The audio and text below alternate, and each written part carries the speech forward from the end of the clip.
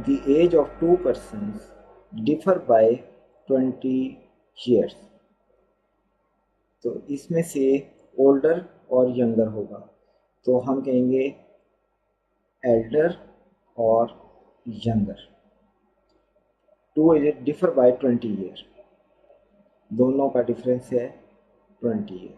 5 year ago, 5 साल पहले, तो 5 साल पहले इसकी एज भी माइनस हो गई और इसकी एज भी माइनस हो गई। The older one will be 5 times. 5 times. Then their present ages.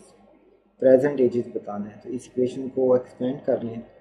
e minus 5 is equal to 5y minus 25, और यहाँ पर हम e की वैल्यू इधर से निकाल लेते हैं, तो e is equal to y इधर आके प्लस हो गया 20, ये e की वैल्यू हम इधर डाल देते हैं, तो ये हो जाएगा y प्लस 20 माइनस 5, यानी कि अब e की जगह आ गया y प्लस 20 इस इक्वेशन से, minus 5 is equal to 5y minus 25।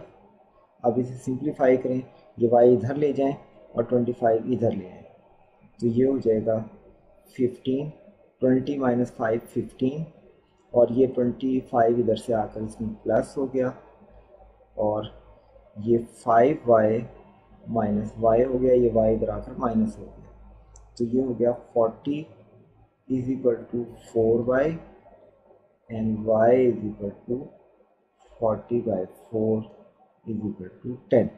ये हमारे पास y की वैल्यू आ गई है। तो y की वैल्यू अगर हम इधर डाल दें तो e भी निकल आएगा। पहले हम इसे हाईलाइट कर लेते हैं कि ये हमारे पास वैल्यू आ चुकी है। अब ये वैल्यू इधर डालते हैं, इसमें डाल लेते हैं, तो ये आ जाता है e is equal to y की जगह 10 प्लस 20 इज इक्वल टू 30, तो 30 10 इसका आंसर है ऑप्शन बी में, इसलिए इस क्वेश्चन का आंसर है ऑप्शन बी।